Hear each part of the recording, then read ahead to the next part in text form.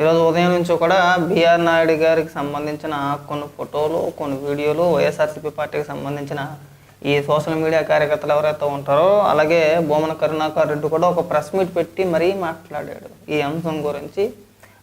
BR Naidu గారు అసలు TTD చైర్మన్గా ఉండడానికి అర్హత లేదు, ఆయనకి ఇమీడియట్గా రాజీనామా చేసేయాలని చెప్పేసి అని కాస్త అడగడి చేశారు.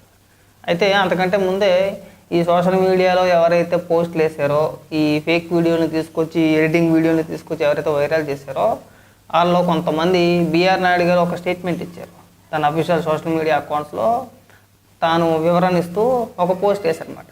సో ఇవన్నీ కూడా ఫేక్ వీడియోలు. వీటిపైన నేను చట్టపరమైన చర్యలు తీసుకోబోతున్నాను, ఆల్రెడీ కంప్లైంట్ చేశానని చెప్పేసి అని ఏదైతే ఒక పోస్ట్ వేశారో, ఆ పోస్ట్ వేయగానే మెజారిటీ ఎవరైతే ఎక్కువ మంది ఈ వీడియోలు గట్రా వైరల్ చేశారో వాళ్ళంతా కూడా ఆ వేసిన పోస్టులు ఏవైతేనో వాటన్నిటిని కూడా డిలీట్ చేసేసారు.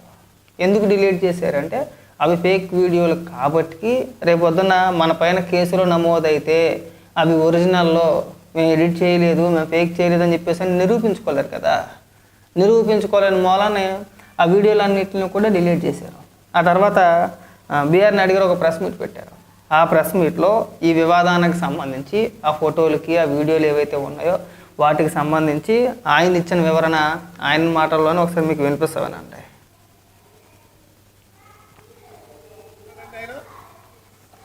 ఏదైతే వీడియోలు పెట్టారో వాళ్ళ ఫ్యామిలీ, మా ఫ్యామిలీ మోర్ దెన్ 30 years నుంచి మాకు ఫ్యామిలీ పరిచయాలు ఉన్నాయి. వాళ్ళ ఇంటికి మేము పోతాం, మా ఇంటికి వాళ్ళు వస్తారు. అంత మాత్రాన అసలు కొన్ని చోట్ల వీడియో మార్పింగ్ చేయడం జరిగింది. ఆ చేసే గాడిదలు సరిగా కూడా చేయలే మనం. నేను ఎన్నిసార్లు చూసినా అందులో నాకేం తప్పు కనిపించలేదు. సో ఇవన్నీ చీప్ పాలిటిక్స్ ఆడి నా మీద బురద జల్లుతానంటే నేను భయపడేవాడిని కాదు, నేను మీలాగా రిజైన్ చేయమంటే చేసేవాడిని కూడా కాదు. ఇవన్నీ కూడా వాస్తవాలన్నీ కూడా నేను ఇమీడియట్గా కంప్లైంట్ చేయడం జరిగింది. ఇంకా అరగంటలో ఎఫ్ఐఆర్ కూడా వస్తుంది. దీన్ని నేను హై లెవెల్కి తీసుకెళ్తాను, వీళ్ళ సంగతి ఏదో తేలుస్తాను. నేను మాత్రం భయపడేదే ప్రశ్నే లేదు. కొన్ని అయితే మా ఇదివరకు అందులో ఉన్నటువంటి కొన్ని ఫోటోలు అయితే నేను 20-25 ఏళ్ల కింద దిగిన ఫోటోలు అయితే ఆ ఫోటోలు ఈ ఫోటోలు మిక్స్ చేసి దానికి ఒక మ్యూజిక్ పెట్టి ఈ సన్యాసులకు ఏం పని లేదా? నన్ను వ్యక్తిగతంగా టార్గెట్ చేస్తే నేను మీడియాలో ఉన్నా, నీకు చుక్కలు చూపిస్తాను, నీకు కానీ సుబ్బారెడ్డికి కానీ. కరుణాకర్ రెడ్డి, నువ్వు మద్రాసులో పోయి ఏమేం చేసావో నాకు తెలుసు. వైవి సుబ్బారెడ్డి ఏమేం చేసావో నాకు తెలుసు. అవన్నీ బయట పెట్టమంటారా? ఇవన్నీ చీప్ పాలిటిక్స్ నా దగ్గర జరగదు, అర్థమైందా? నేను హైదరాబాద్ నడి బొడ్డున నేను ఉండి వ్యాపారం చేస్తున్నా. నేను ఎవరికి భయపడేవాడిని కాదు. ఈ చీప్ పాలిటిక్స్ దీనివల్ల ఎవరికి నష్టం? సమాజానికి ఏమన్నా ఉందా? నేనేమన్నా తప్పు పని చేశానా? ఏమున్నాయి ఆ వీడియోలో చూడండి, అందులో ఏం తప్పు ఉంది? ఫ్యామిలీ ఫ్రెండ్స్ ఉండరా? కలవరా? పోరా? రారా? నాకు 20 సంవత్సరాల క్రితం ఉన్నటువంటి ఫోటోలు పెట్టి మార్కింగ్ చేస్తాను. ఇవన్నీ నా దగ్గర నడవదు. నేను చెప్తున్నాను, నేను లీగల్గా ఫైట్ చేస్తాను. దేనికైనా సిద్ధంగా ఉన్నాను.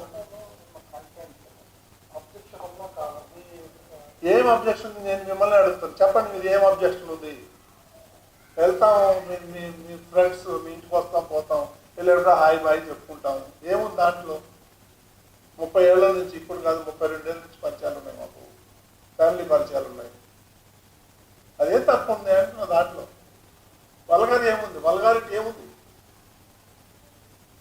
ఇవన్నీ చేసి బిఆర్ నాయుడుది కాదు, బిఆర్ నాయుడుది నీకు వచ్చేది ఏంటి? నీకే లాభం వస్తుంది? ఇప్పటి నుంచి కాదు కదా, డే 1 నుంచి నువ్వు అదే పాట పాడతావు. ఎవరున్నారు చేసినంటే వాడికి తెలవాలా? వాడికే తెలవాలి. ఇప్పుడు పోలీసు వాళ్ళు ఎంక్వైరీ చేస్తారు, చూస్తారు. అది కూడా నేను వీడియోలో మొత్తం మార్పింగ్ చేశానని నేను అంటలేను. 1 or 2 ప్లేసెస్లో మార్పింగ్ జరిగింది. రైట్, విన్నారు కదా, చాలా స్పష్టంగా, చాలా క్లారిటీగా, ఎక్కడ దాపరకాలు లేకుండా ఉన్నది ఉన్నట్టుగా స్పష్టంగా వాళ్ళకి మాకు ఫ్యామిలీ పరిచయాలు ఉన్నాయి. ఇప్పటి నుంచి కాదు, దాదాపు 30 ఏళ్ళ బట్టి మాకు ఫ్యామిలీ పరిచయాలు, ఫ్యామిలీ ఫ్రెండ్స్. మేము వాళ్ళ ఇంటికి వెళ్తూ ఉంటాం, వాళ్ళ మా ఇంటికి వస్తూ ఉంటారు. ఇప్పుడు 20 ఏళ్ళ నాటి ఫోటోలు తీసుకొచ్చి ఇప్పుడు మార్పింగ్ చేసి ఏదో జరిగిపోయిందని చెప్పేసి అని చూపిస్తున్నారు. దీనిపైన నేను చట్టపరమైన చర్యలు తీసుకుంటానని చెప్పేసి అని ఆయన చాలా క్లారిటీగా వివరించాడు. దీనిపైన బొమ్మన కరుణాకర్ రెడ్డి ఉద్దేశించి కూడా, అంటే బొమ్మన కరుణాకర్ రెడ్డి మాట్లాడిన మాటలను ఉద్దేశించి ఆయన మాట్లాడితే, మీరు టీటీడీ చైర్మన్కి రాజీనామా చేయాలంటే దానికి సంబంధించి కూడా ఆయన కౌంటర్ ఇచ్చాడు. నీ అబ్బా సొత్తేవానా, నువ్వేమన్నా ఇచ్చేవా నాకు? నన్ను ప్రభుత్వం నియమించింది టీటీడీ చైర్మన్గా, ప్రభుత్వం ఆదేశించాలి, చంద్రబాబు నాయుడు గారు చెప్పాలి, నువ్వెవడు బచ్చాయి గారు చెప్పడానికి? ఇలాంటి పనికిమాల రాజకీయాలు చేయమాకండి అని చెప్పేసి ఆయన బొమ్మన కరుణాకర్ రెడ్డిని ఉద్దేశించి కూడా ఆయన చాలా స్పష్టంగా చెప్పడం జరిగింది. అయితే ఇక్కడ బలైపోయింది ఎవరు అంటే వైఎస్ఆర్సీపీ పార్టీకి సంబంధించిన ఈ సోషల్ మీడియాలో ఎవరైతే పోస్టులు వేసారో వాళ్ళు బలైపోయారు. వాళ్ళు ఎందుకు బలైపోయారు అంటున్నానంటే, ఖచ్చితంగా ఎఫ్ఐఆర్ నమోదవుతుంది. ఆ ఎఫ్ఐఆర్లో ఎవరైతే మొదటగా పోస్ట్ చేశారో, ఎవరైతే ఎక్కువగా సర్క్యులేట్ చేశారో వాళ్ళ లింకులన్నీ కూడా ఖచ్చితంగా వీళ్ళ దగ్గర ఉండే ఉంటాయి, తీసుకుంటారు కదా. ఇప్పటికీ కూడా సోషల్ మీడియాలో ఉండే ఉంటాయి. ఖచ్చితంగా వాళ్ళ పైన కేసులు నమోదవుతాయి. కేసులు నమోదైతే ఆ తర్వాత తెలిసిందే 41A నోటీసులు ఇవ్వచ్చు, లేదంటే అరెస్ట్ చేయొచ్చు, విచారణకు పిలిపించవచ్చు. ఆ ఫోన్లు అయితే ఏవైతే ఉన్నాయో స్వాధీనం చేసుకుంటారో, తర్వాత వాయిదాలు అంటారో, రమ్మంటారో, తిప్పుతారు. వీటి వల్ల బలైపోయేది ఎవడో? అనవసరంగా వైఎస్ఆర్సీపీ పార్టీ నాయకుల చెప్పిన మాటలు విని వైఎస్ఆర్సీపీ పార్టీ కార్యకర్తలు బలైపోయారు. నేను మొదటి నుంచి చెప్తున్నా. ఈరోజు ఉదయం ఒక వీడియో చేశా. ఆ వీడియోలో కూడా నేను చాలా స్పష్టంగా చెప్పా, మీరు లీగల్గా ఇబ్బందులు పడతారో, కేసులు ఎదుర్కోవాల్సి వచ్చింది, చట్టపరమైన చర్యలు తీసుకుంటారు. అనవసరంగా గుడ్డెద్దు చేలో పడినట్టు ఏ వీడియోలు పడితే ఆ వీడియోలు మనం మార్పు చేసి, ఎడిటింగ్లు చేసి, కట్ అండ్ పేస్టులు చేసి వైరల్ చేయకూడదు. అది చాలా తీవ్రమైన పరిణామాలకు దారి తీస్తుందని చెప్పేసి నేను ఇంతకు ముందు వీడియోలో కూడా చెప్పుకొచ్చా. మీరు అయినా సరే ఏమీ కాదులే, మా వెనకాదలు మా జగన్మోహన్ రెడ్డి ఉంటాడు అనుకుంటే మీ కర్మ. నేను మొదటి నుంచి చెప్పుకోతున్నా, కేవలం ఈ లడ్డు వ్యవహారాన్ని డైవర్ట్ చేయడానికి మాత్రమే ఇలాంటి ఫేక్ వీడియోలు చేసి, ఏదో రచ్చ చేసి, ఏదో జరిగిపోతుందని చూపించే ప్రయత్నాలు చేశారు. కానీ అందులో అంత ఏమీ లేదు. ఆ ఎడిట్ చేసిన దాంట్లో కూడా అంత అసలు ఏం కనవల్ల. సరే ఏదో ఉందని చెప్పేసి వైరల్ చేశారు. ఏమైంది ఇప్పుడు? పైగా ఇప్పుడు ఈయన మాట్లాడిన మాటల్ని ఇదిగో ఆయన నిజం ఒప్పేసుకున్నాడు కదా అని చెప్పేసి మళ్ళీ కట్ అండ్ పేస్ట్లో వీడియోలు కట్ చేసి మొత్తం ఫుల్ వీడియో వినిపించుకుంటా, ఆయన ఏదైతే వాళ్ళకి మాకు కుటుంబ పరిచయాలు ఉన్నాయి, ఫ్యామిలీ పరిచయాలు ఉన్నాయి, మేము వాళ్ళ ఇంటికి వెళ్తాం, వాళ్ళు మా ఇంటికి వస్తారని చెప్పేసి ఏదైతే మాట్లాడాడో ఆయన మళ్ళీ ఆ వీడియోని కట్ చేసి మళ్ళీ ట్రోల్ చేస్తున్నారు. దానివల్ల కూడా ఇబ్బందులు ఎదుర్కొనేది మీరే, అందులో ఎలాంటి సందేహం లేదు. ఎక్కడైనా సరే ఈ ఫేక్ ఎడిటింగ్లు, ఈ మార్పింగ్లు, ఈ పిచ్చి పిచ్చి ప్రేలాపనలు, పిచ్చి పిచ్చి డైలాగులు మానేస్తే బాగుంటుంది. మేము బొమ్మన కరుణాకర్ రెడ్డికి కూడా ఒకటే చెప్పదలుచుకుంటున్నాం, మీ హయాంలో టీటీడీని భ్రష్టు పట్టించారు, సర్వనాశనం చేసి పెట్టేశారు, చెయ్యని అవినీతి అంటూ లేదు. టీటీడీలోకి అన్ని మతస్థుల్ని ఉద్యోగస్తులుగా తీసుకున్నారు కదా, స్వయానం మీరే చెప్పుకొచ్చారు. ఆల్రెడీ ప్రభుత్వం ఏర్పడిన తర్వాత బిఆర్ నాయుడు గారు చైర్మన్ అయిన తర్వాత అన్ని మతస్థులు ఎవరైతే టీటీడీలో ఉద్యోగస్తులుగా ఉన్నారో వాళ్ళందరినీ తొలగించడం జరిగింది. వాళ్ళందరినీ తొలగించినప్పుడు నువ్వు రోడ్డెక్కి గగ్గోలు పెట్టావు. ప్రభుత్వం తొలగించడానికి, అంటే టీటీడీ తొలగించడానికి ఒక రీజన్ ఉంది. వీళ్ళు అన్ని మతస్థులు, వీళ్ళకి హిందూ మతం మీద కానీ వెంకటేశ్వర స్వామిపై కానీ భక్తి లేదు. అలాంటి వ్యక్తుల్ని తీసుకొచ్చి టీటీడీలో ఉద్యోగస్తులుగా చేయించాడు ఎవరో, మన బొమ్మన కరుణాకర్ రెడ్డి. వాళ్ళందరినీ కూడా తీసివేయడం జరిగింది. తీసేస్తే రోడ్డు ఎక్కేసాడు. అగో టీటీడీలో అన్ని మతస్థులు ఉద్యోగం చేయకూడదా, వాళ్ళకి ఏం తెలుసు అని చెప్పేసి గగ్గోలు పెట్టాడు. ఇవాళ ఈ కల్తీ వ్యవహారం ఏదైతే ఉందో అది బయటకు వచ్చేటప్పటికి దాన్ని డైవర్ట్ చేయలేక, దాన్ని కవర్ చేసుకోలేక శతవిధాలుగా ప్రయత్నాలు చేస్తున్నారండి. ఒక ప్రయత్నం కాదు, బూతులు తిట్టించారు, రకరకాల వ్యక్తులు తీసుకొచ్చారు, ఇందాపూర్ అన్నారు, హెరిటేజ్ అన్నారు, డిబేట్లు పెట్టారు, నానాయాగి చేశారు, అసెంబ్లీ మండల్లో రచ్చ చేశారు.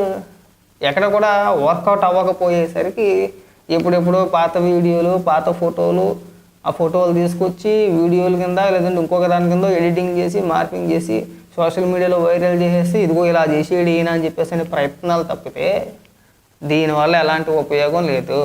దయచేసి ఇకనైనా సరే ఇలాంటి చిల్లర రాజకీయాలకి ఫుల్ స్టాప్ పెడతారని చెప్పేసి అని అనుకుంటున్నాను. ఎవడో నమ్మడండి. ఆ నమ్మే రోజులు ఆ పరిస్థితులు లేవు ఈ రోజున. మీరు ఏం చేశారు, ఏ మేరకు చేశారు, గతంలో ఏం జరిగింది, ఎవరు కంప్లైంట్ ఇచ్చారు, ఆ కంప్లైంట్ ఇచ్చినప్పుడు ఎవరు ఆదేశాలు జారీ చేశారనేది అందరికీ తెలుసు. మీ హయాంలో 2023లోనో 23 అనుకుంటా ఆ వైవి సుబ్బారెడ్డి ట్విట్టర్ అకౌంట్లో ఉంటుంది.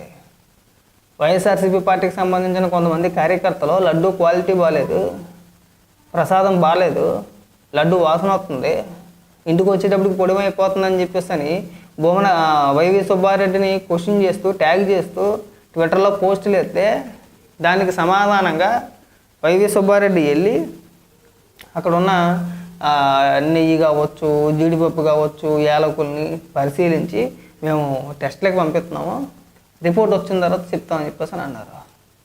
ఆ వ్యవహారం కూడా, ఆ విషయం కూడా సిబిఐ ఛార్జ్ షీట్లో క్లియర్గా మెన్షన్ చేస్తున్నారు. ఆ తర్వాత ఏమొచ్చింది?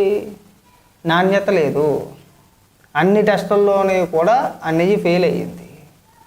ఫెయిల్ అయినా సరే అదే భోలేబాబా డైరీకి మళ్ళీ దాదాపు 1,07,000 కేజీలు మళ్ళీ ఆర్డర్ పెట్టారు. రిపోర్ట్ వచ్చిన తర్వాత నెయ్యిలో క్వాలిటీ లేదు, నెయ్యి కల్తీ జరిగింది, ఈ నెయ్యి టెస్టుల్లో పాస్ అవ్వలేదని తెలిసిన తర్వాత 1,07,000 కేజీలు మళ్ళీ ఆర్డర్ పెట్టారు. మరి ఏమనాలి? సిబిఐ ఛార్జ్షీట్లో ఏం చెప్పుకొచ్చారు? ఎక్కడా కూడా ఇది నెయ్యి వాడలేదు. నేను ప్రతి వీడియోలో ఎందుకు చెప్తున్నానంటే, వీళ్ళు ఎక్కడా కూడా నెయ్యి వాడలేదు అనే మాటను పక్కన పెట్టేసి జంతువుల కొవ్వు లేదు కదా, చేప నూనె లేదు కదా, పంది కొవ్వు లేదు కదా, ఈ మాటలు మాట్లాడుతున్నారు. కానీ అసలు నెయ్యే వాడలేదు అనే ప్రస్తావన ఎందుకు తీసుకురావట్లేదండి? ఎందుకు మాట్లాడట్లేదండి? ఆ ప్రస్తావన ఎందుకు తీసుకురావట్లేదు? మీరు దాని గురించి కూడా మాట్లాడాలి కదా. మీరు నెయ్యి వాడలేదు, నెయ్యి వాడలేనప్పుడు నెయ్యి వాడకుంటే ఏం వాడారు? అనేక రసాయనాల మిశ్రమం, కొన్ని కెమికల్స్ కలిపి నెయ్యి లాంటి పదార్థాన్ని తయారు చేసి ఆ పదార్థాన్ని నెయ్యి అని చెప్పేసి అని తిరుమల తిరుపతి దేవస్థానానికి సప్లై చేశారు. అదే కల్తీ నెయ్యి, నెయ్యి కాయని నెయ్యిని ప్రసాదంలో వాడారు. లడ్డూ తయారీలో కావచ్చు, ఇతరత్ర కావచ్చు, అన్నిటిలోని కూడా అదే నెయ్యిని వాడారు కదా. ఆ రిపోర్ట్లో అదే కదా ఉన్నది. 36 మంది మీద 38 మంది మీద ఛార్జ్షీట్ చేశారు, ముద్దాయిలుగా తేల్చారు. వాళ్ళపైన కేసులు నమోదైనవి. 250 కోట్ల రూపాయలు తినేశారని చెప్పేసి చాలా స్పష్టంగా చాలా క్లియర్గా చెప్తుంటే ఈ 250 కోట్ల రూపాయలు పక్కకి వెళ్ళిపోయినాయి. ఈ 36 మంది ఎవరైతే ఉన్నారో వాళ్ళు పక్కకి వెళ్ళిపోయారు. అసలు నెయ్యే కాదన్న అంశాన్ని పక్కన పెట్టేశారు. అన్నీ పక్కన పెట్టేశారు. అన్నీ పక్కన పెట్టేసి మాకు సిబిఐ క్లీన్ చిట్ ఇచ్చేసిందని చెప్పేసి డబ్బా కొట్టుకుంటూ తిరుగుతున్నారు. పైగా దానికి ఒత్తాసు పడడానికి భూమన కరుణాకర్ రెడ్డి ఓవర్ యాక్షన్ తప్పితే ఏముండదు అక్కడ. అన్నింటిలోనూ ఓవర్ యాక్షనే. ఇవాళ పొద్దున్నే వచ్చేసాడు ప్రెస్ మీట్ పెట్టేసి పెద్ద మొత్తం అయిపోయేలాగా. ఏం తెలిసారు? ఒకవేళ ఫేక్ వీడియో కాకపోతే అర్ధరాత్రి పూటలు ఎందుకు రిలీజ్ చేశారండి? ఎందుకు రిలీజ్ చేశారు? అర్ధరాత్రి పూట ఎందుకు రిలీజ్ చేయాలి? పైగా మధ్యాహ్నం ఏమీ తెలియని ఎరగని శుద్ధపోసలాగా ఇవాళ మధ్యాహ్నం అనుకుంటా 1 గంటకు 12 గంటలకు వైఎస్ఆర్సీపీ పార్టీ అఫీషియల్ పేజీలో ట్వీట్ వేసేసారు దీనికి సంబంధించి. ఏది ఇంక జనాలు ఎవరో నమ్మట్లేదు, ఇంక మనం కూడా వేయాలని చెప్పేసి వేసేసారు. దయచేసి ఈ ఫేక్ వీడియోలు, ఇలాంటి చిల్లర రాజకీయాలకి స్వస్తి పలికితే బాగుంటుంది. అనవసరంగా మన పెంటన అంటే మన పరువును మనమే ఈదులో పెట్టుకున్నట్టు ఉంది. అనవసరంగా మీ కార్యకర్తలను మీరు బలి చేస్తున్నారు. వైఎస్ఆర్సీపీ పార్టీ కార్యకర్తలు ఎవరు బలి చేస్తున్నారంటే జగన్మోహన్ రెడ్డి బలి చేస్తున్నాడు. ఈ ఫేక్ వార్తలు సృష్టించి వాటిని వాళ్ళ చేత పోస్టులు వేయించి రేపు ఉదయం ఏదైనా కేసు అయినా చట్టపరమైన చర్యలు ఎవరన్నా తీసుకున్నా సరే వీళ్ళని గాలి కుదిలేసి ఎప్పుడో ఆయన బయటకు వచ్చిన తర్వాత అన్ని విధాలుగా నష్టపోయిన తర్వాత ఓదార్పు యాత్రతోనో పరామర్శ పేరుతోనో ఇంటికి వెళ్ళి నేను ఉన్నానమ్మా అని చెప్పి చూసే చేస్తాడు.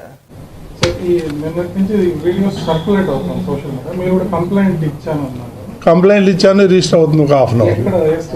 ఇక్కడే ఇస్తున్నాం, ఇక్కడ ఇస్తున్నాము, మొత్తం స్టేట్ అంతా ఇస్తారు. హైదరాబాద్లో ఇస్తున్నాం. ఎవరైతే విక్టిమ్ ఉన్నారో ఏదో గుట్టుగా వాళ్ళు సంసారం చేసుకునే వాళ్ళు హైదరాబాద్లో కంప్లైంట్ ఇస్తున్నారు. దీని అంత తేలిగ్గా వదిలేదు లేదు. హిందూ ఒక డైలాగ్ చెప్పినాడు. నేను ఆయన ఆ పూరం పోకోడు వాడు, నేను నన్ను అడిగితే వాడు పూరం పోకోడు, పని పాట లేకుండా రోజు ప్రెస్ మీట్లు పెడతాడు కాగితం పులిలాగా. సో వాడు ఏం చేస్తాడు, హిందూ ధర్మం ఛానల్ ఉంది బిఆర్ నాయుడికి, ఇక్కడ డబ్బులన్నీ తీసుకుపోయి